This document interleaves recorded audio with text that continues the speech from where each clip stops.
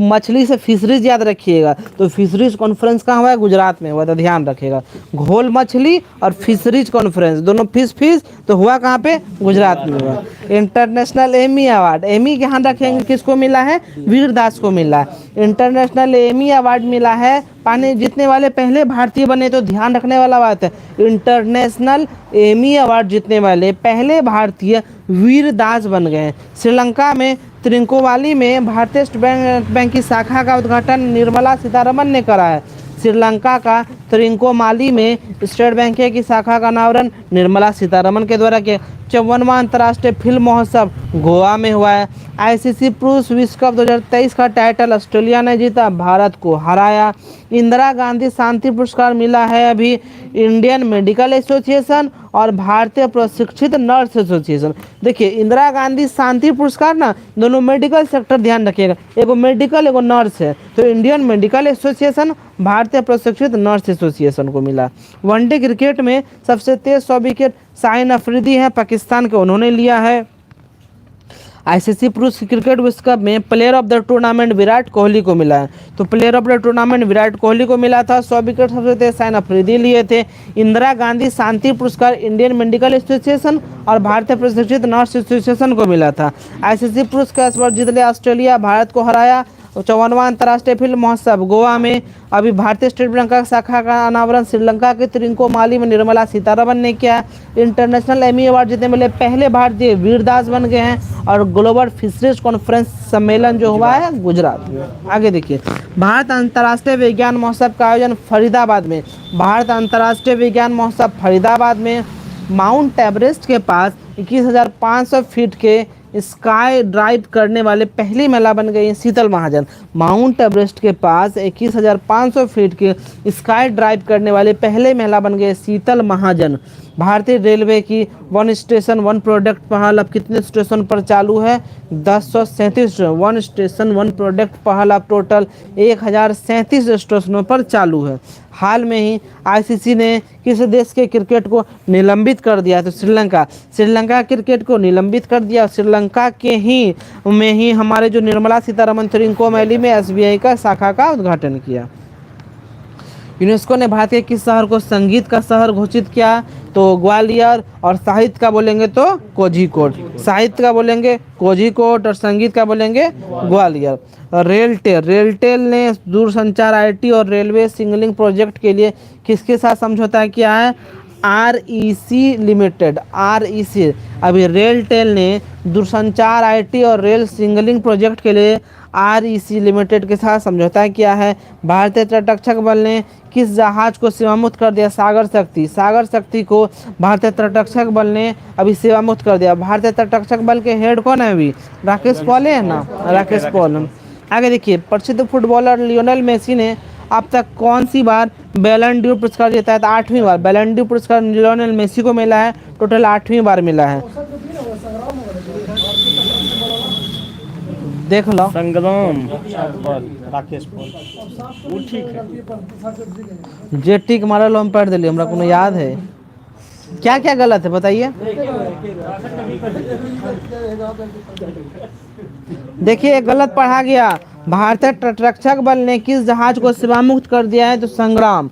तटरक्षक बल ने, याद रखेंगे कि संग्राम को सेवामुक्त कर दिया गया, ध्यान रखने वाला बात है। कम दूरी की बैलिस्टिक मिसाइल का परीक्षण किया गया है? प्रलय। कम दूरी, भारत ने कम दूरी की बैलिस्टिक मिसाइल का सफल परीक्षण किया। मिला लीजिएगा एक दूगो। प्रलय। भारतीय रेलवे ने किसके सहयोग से भारत गौरव पर्यटन ट्रेन की शुरुआत करने जा रहा है? आईआरसीटीसी के सहयोग से भारत गौरव पर्यटन ट्रेन की शुरुआत होगी। किस राज्य सरकार ने है निर्यात को बढ़ावा देने के लिए राज्य की पहली निर्यात प्रोत्साहन नीति को मंजूरी दी है? महाराष्ट्र। निर्यात को बढ़ावा देने के लिए पहला निर्यात प्रोत्साहन नीति को मंजूरी कौन दिया? महाराष्ट्र दिया। राष्ट्रीय जन सहयोग और बाल विकास संस्थान ने किस शहर में पोषण भी पढ़ाई भी कार्यक्रम की शुरुआत करा है? तो इंदौर। राष्ट्रीय जन सहयोग और बाल विकास संस्थान ने किस शहर में पोषण भी पढ़ाई भी कार्यक्रम की शुरुआत करी है? तो इंदौर में पोषण भी पढ़ाई भी। 37वां राष्ट्रीय खेलों में शीर्ष स्थान पर कौन रहा? महाराष्ट्र रहा। 8 नवंबर को विश्व रेडियोग्राफी दिवस का थीम था सेलिब्रेटिंग पेशेंट सेफ्टी। विश्व रेडियोग्राफी दिवस नवंबर, विश्व रेडियो बोलेंगे तो 13 फरवरी, रेडियोग्राफी बढ़ा देंगे तो 8 नवंबर, लेकिन रेडियो दिवस बोलेंगे 13 फरवरी। ध्यान रखेंगे रेडियोग्राफी दिवस का थीम था सेलिब्रेटिंग पेशेंट सेफ्टी। वनडे विश्व कप के इतिहास में सबसे तेज दोहरा शतक ग्लेन मैक्सवेल ने लगा दिया।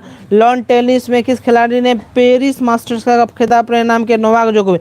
पेरिस मास्टर्स नोवाक जोकोविच ने जीत लिया। प्रोजेक्ट डॉल्फिन को लागू करने का आदेश जारी किया ब्रुसेल्स। प्रोजेक्ट डॉल्फिन को लागू करने का आदेश ब्रुसेल्स जारी किया।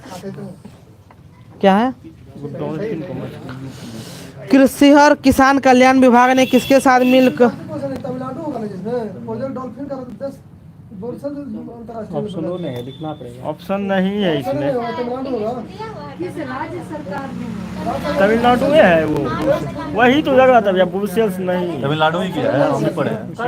काटिए काटिए काटिए। सही में राज्य सरकार है तो ब्रुसेल्स कैसे होगा है? तमिलनाडु अंग्रेजी वाला पढ़िए। अंग्रेजी अच्छा ध्यान रखिएगा, चलिए होता है, हमको भी पूरा याद नहीं है अभी।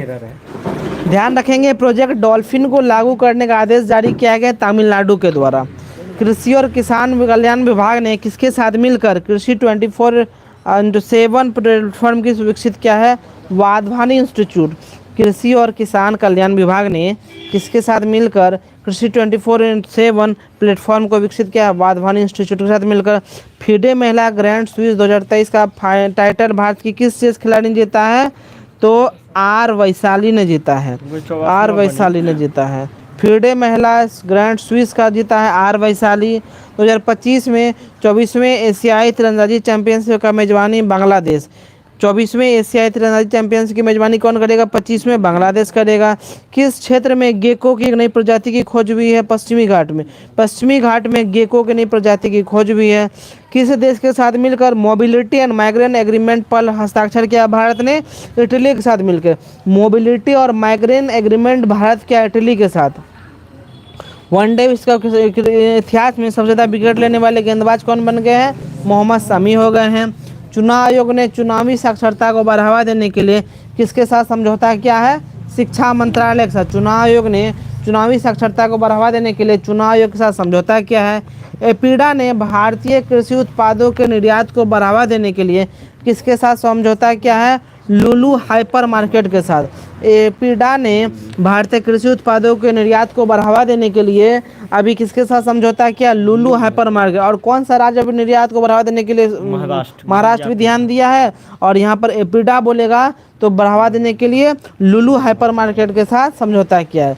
एशियाई शूटिंग चैंपियनशिप 2023 में पुरुषों की 50 मीटर राइफल 3P इवेंट में स्वर्ण पदक वैभव सिंह जीता है।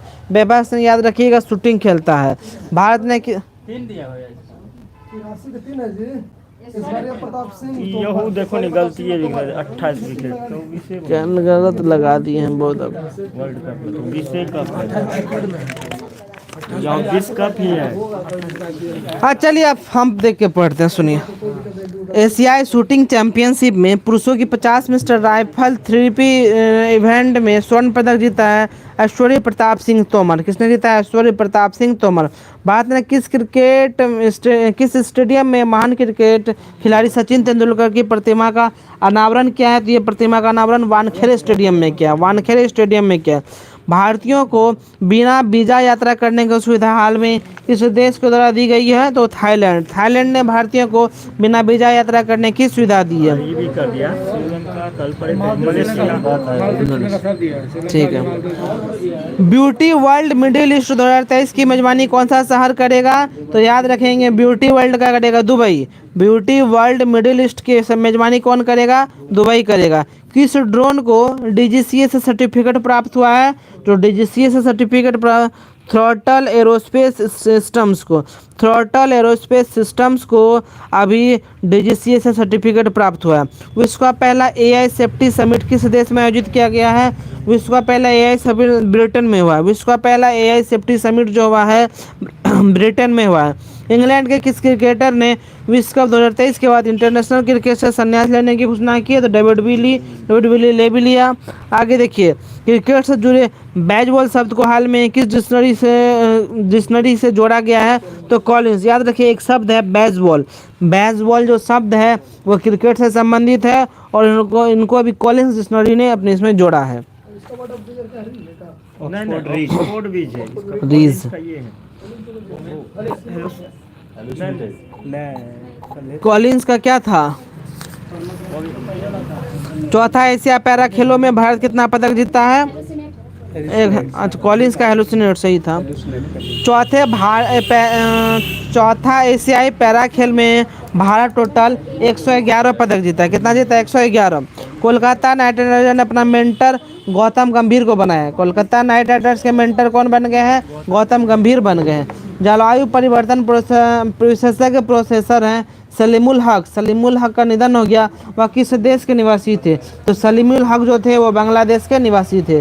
फाइनेंशियल एक्शन टास्क फोर्स ने हाल में किस देश को अपने ग्रे लिस्ट से हटा दिया है? एफएटीएफ ने अल्बानिया को ग्रे लिस्ट से हटा दिया है। एफएटीएफ का हेडक्वार्टर कहाँ है? ये पेरिस फ्रांस में है। और एफएटीएफ का भी हेड कौन है? टी राजाचारी। आगे देखिए, केंद्रीय वित्त मंत्रालय मंत्री निर्मला सीतारमण ने किस राज्य में 12 जीएसटी सेवा केंद्रों को लॉन्च करेगा? तो 12 जीएसटी सेवा केंद्रों को गुजरात में। निर्मला सीतारमण ने गुजरात में 12 जीएसटी सेवा केंद्रों को लॉन्च किया। एशिया शूटिंग चैंपियनशिप में भारतीय शूटर ने भारत के लिए 11वें पेरिस ओलंपिक का कोटा हासिल किया है। तो किसने किया है? मनु भाकर ने किया। मनु भाकर ने इस शूटर के हैं जो कि भारत के लिए 11वें पेरिस ओलंपिक कोटा हासिल किया है। एयरबस ने भारतीय एरोस्पेस क्षेत्र में प्रतिभा विकास को बढ़ावा देने के लिए किस आईआईटी के साथ समझौता किया है? आईआईटी कानपुर। एयरबस ने भारतीय एरोस्पेस क्षेत्र में प्रतिभा विकास को बढ़ावा देने के लिए आईआईटी कानपुर के साथ समझौता किया। इंडिया मोबाइल कांग्रेस का 7वां संस्करण का आयोजन कहाँ हुआ है? तो ये हुआ है नई दिल्ली में। इंडिया मोबाइल कांग्रेस का 7वां संस्करण कहाँ पे हुआ है? नई दिल्ली में हुआ है। केंद्रीय कैबिनेट ने जमरानी बांध परियोजना को मंजूरी दी है। ये किस राज्य से संबंधित है? जमरानी, ये उत्तराखंड।